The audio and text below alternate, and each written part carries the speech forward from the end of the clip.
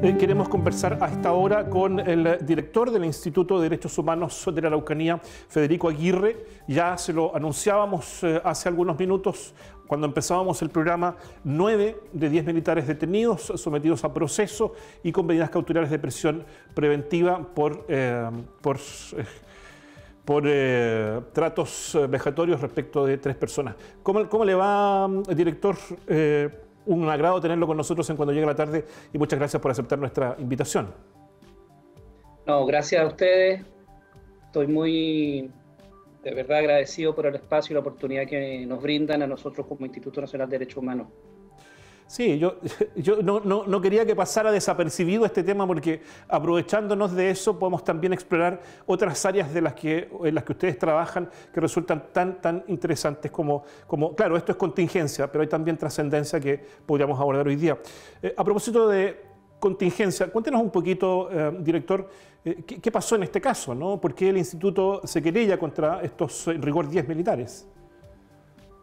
Bueno, los hechos se remontan al mes de octubre del año pasado, en circunstancias que 5 jóvenes, 3 varones y 2 mujeres, se encontraban compartiendo en un sitio que se llama Los Pinos, en los límites de Coyipulli, en un sitio forestal, y en horas de la madrugada, estando el país completo en estado de excepción constitucional, en circunstancias que llega una patrulla de militares está dirigida por un teniente de ejército y 9 funcionarios más de carrera, soldados de carrera, quienes descienden del vehículo militar e inmediatamente proceden a esposarlos con winchas plásticas, con esposas plásticas, los botan, los insultan, son subidos al camión, son trasladados por el sitio forestal entre 2,5 a 3 kilómetros, era de madrugada, de noche, y son sacados del vehículo y obligados a ponerse de rodillas. En esas circunstancias les rocean un líquido que ellos los amenazan con quemarse, ellos se representan la posibilidad cierta de que sea un líquido acelerante, pasan balas, sienten los ruidos, los amenazan con matarlos, hay ahí un simulacro de fusilamiento, viven una experiencia tremendamente angustiosa los 5 jóvenes, posteriormente los amenazan de muerte, les cortan las winchas, se retira el camión y ellos tienen que regresarse a pie con mucho temor a la ciudad de Coyipulli. Ellos habían ingresado a ese sitio en vehículos particulares, cuyos neumáticos fueron también destruidos, Los hechos son extraordinariamente graves. En mérito de estos antecedentes se inició una investigación muy pronta. Yo quiero destacar el trabajo de la Policía de Investigaciones, que logró recabar antecedentes que confirman la versión entregada por los jóvenes y en virtud de la cual el Juzgado de Garantía de Coyipulli formaliza, el Ministerio Público formaliza a estos 9 militares, el 10º no fue notificado, por el delito de torturas.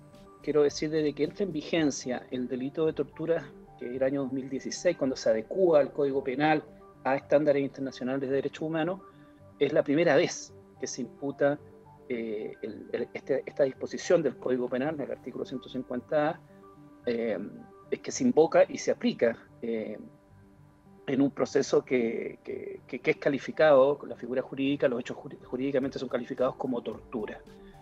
No cabe duda que ahí hay los jóvenes quedaron tremendamente angustiados, padecieron una situación, una experiencia traumática. Uno de ellos incluso vomitó una vez que esta patrulla se retiró del lugar.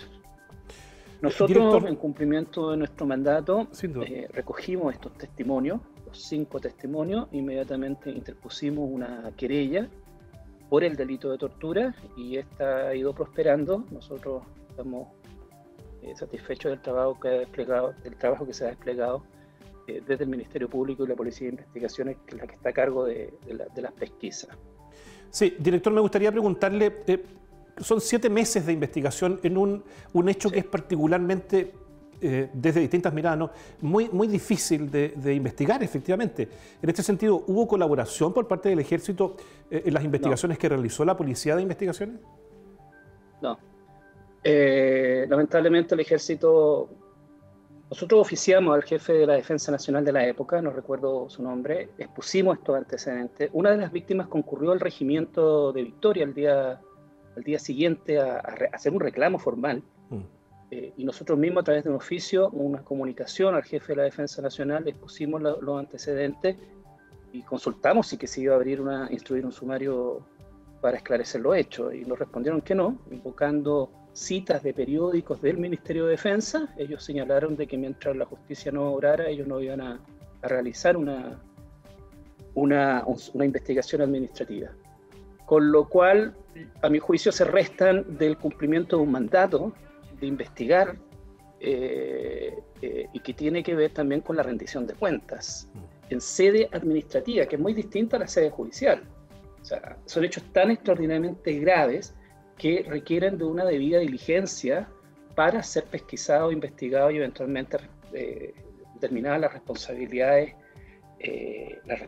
administrativas. Y en eso, lamentablemente, se nos respondió de una manera que nosotros no apreciamos de manera colaborativa. Los hechos son extraordinariamente graves. Debida diligencia, por un lado, y rendición de cuentas, por otro, que exigen que estas prácticas sean completas y totalmente erradicadas. Sí, bueno, a propósito de prácticas, ¿no? En esta causa donde 9 de 10 militares, entiendo que el otro se formaliza a fines de junio, el tribunal los somete a prisión preventiva por representar, desde la mirada del tribunal, evidentemente un peligro para la sociedad. Bueno, y a propósito de la contingencia, 2 conscriptos hoy se fugaron desde la escuela militar, hoy o ayer, no recuerdo, de la escuela militar acusando malos tratos. A su juicio, Federico, bien digo, a su juicio, estos hechos, particularmente este de Collipulli, ¿son prácticas reiteradas al interior de las instituciones castrenses o es un hecho aislado? Nosotros tenemos, bueno, este hecho no se inscribe, como señalé, este hecho se realizó en el mes de octubre del año pasado.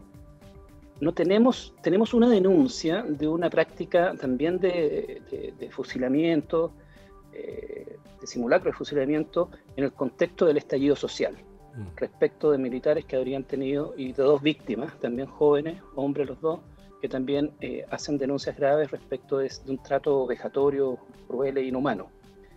Pero no tenemos más, no hemos recibido como sede regional del Instituto Nacional de Derechos Humanos antecedentes que no hagan presumir que hay una práctica sistemática al interior del ejército.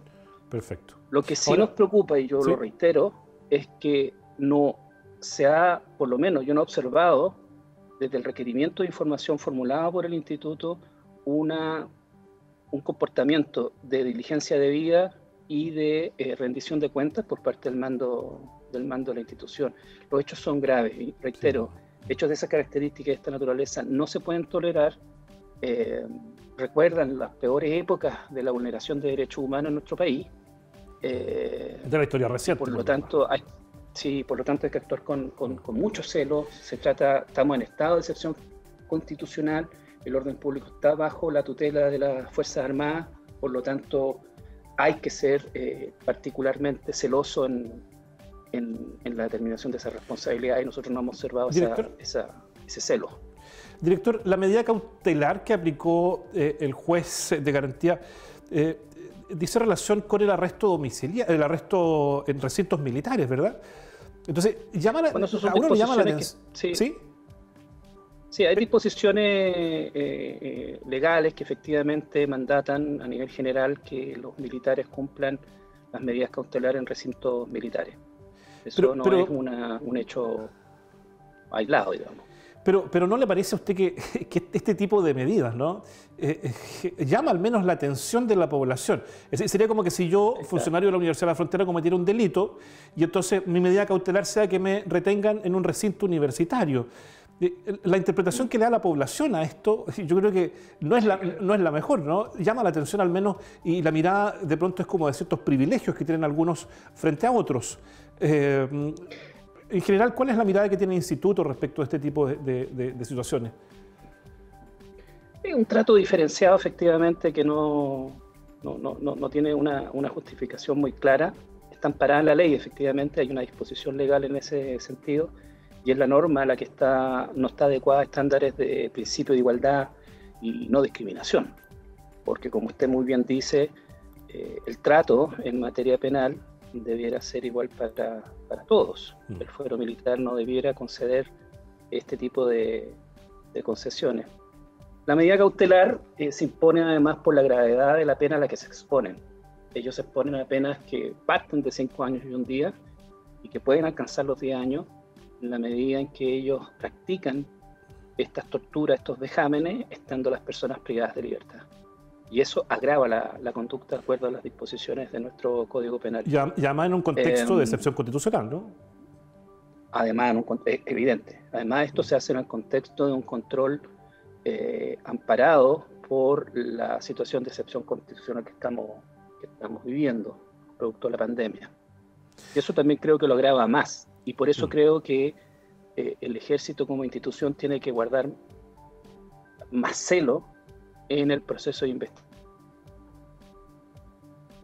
Uy, se nos congeló un poquito ahí el director del Instituto Nacional de Derechos Humanos de la región de la Araucanía, con quien estamos conversando sobre la medida cautelar de estos 9 de 10 militares sometidos a formalización. Lo tenemos de vuelta, director. Lo último que quiero preguntarle, director, para efectos de la trascendencia también, ¿no? ¿Cuáles son los mecanismos de denuncia a utilizar por parte de quienes sientan vulnerados sus derechos humanos? Bueno, el Instituto Nacional es un canal. El Instituto Nacional de Derechos Humanos tiene una página web, están publicados nuestros teléfonos, direcciones, correo electrónico. Esa es una vía. Y las otras son las vías más formales, como más institucionales, pueden ser incluso dentro del Ministerio Público directamente, de un cuartel policial, etcétera. O sea, los canales de denuncia son el Instituto Nacional de Derechos Humanos.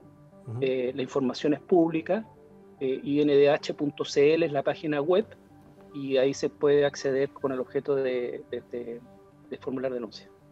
Ya, lo último, esto sería lo último, ya ahora me queda poquísimo tiempo. En una región como la nuestra, director, con altos niveles de conflictividad social, ¿puede efectivamente el Instituto fiscalizar las acciones policiales o eventualmente militares? Quizá la pregunta aquí de fondo es: ¿hay cultura en las instituciones castrenses y policiales de derechos humanos? A ver, como usted bien dice, la región es escenario de un conflicto que ha traído como consecuencia la afectación grave de derechos de personas que habitamos el territorio. Sin ir más lejos, no estando directamente vinculado con la situación del conflicto, pero sin ir más lejos, anteayer asesinaron a un funcionario de Carabineros, lo que representa un hecho completamente repudiable desde el punto de vista del ejercicio y goce de derecho, que debe ser esclarecido con la mayor también prontitud y celeridad por parte de los órganos responsables. Dicho eso, el Instituto Nacional de Derechos Humanos en la región es un equipo pequeño. Tiene 2 provincias, un territorio tremendamente vasto, que como usted bien dice, es escenario de un conflicto que ha acarreado vulneración de derechos. Nosotros tenemos una comunicación directa con Carabineros. Estamos en un permanente proceso de diálogo, de comunicación con la institución. Pero se producen situaciones, no solo respecto de la policía. Nosotros además tenemos y vemos la situación de 12 cárceles en el territorio. Vemos la situación de hospitales en los cuales hay denegación de acceso a la salud. Es una gama muy amplia de eventuales situaciones de vulneración de derechos respecto a los cuales el instituto está preocupado, a pesar de tener un contingente de funcionarias y funcionarios muy, muy pequeñito, pero que es muy, muy, muy consciente de sus obligaciones y de su mandato legal. Y solo va a terminar, y perdone el abuso. Por favor. El mandato del instituto es un mandato legal. O sea, la ciudadanía tiene que entender que detrás de las decisiones del instituto en orden a observar o ejercer acciones no hay un capricho, no hay un sesgo, hay el cumplimiento de un mandato legal que tiene que ver con que el concepto de vulneración de derechos humanos entraña como condición necesaria el que haya una acción o una omisión por parte del Estado. Nosotros lo que finalmente, en un aspecto, no en todo, pero en un aspecto lo que fiscalizamos, controlamos, escrutamos, observamos, es al Estado, no solo a los particulares. Y eso a veces la ciudadanía lo entiende como un comportamiento sesgado, como si a nosotros no nos importara la vulneración que pudieran sufrir los propios funcionarios públicos. Y sí nos preocupa. Lo que pasa es que no tenemos mandato legal para el ejercicio de acciones judiciales, por ejemplo. Federico Aguirre, jefe regional del Instituto de Derechos Humanos en la Araucanía. Le agradezco sentidamente esta conversación con Cuando Llega la Tarde de Ufrovisión. Estaremos pendientes de lo que suceda finalmente con estos imputados por violación de derechos humanos. Muchas gracias, Federico. Muchísimas gracias, buenas tardes, agradezco el espacio. Que esté muy bien. Ya, nos vamos nosotros mañana.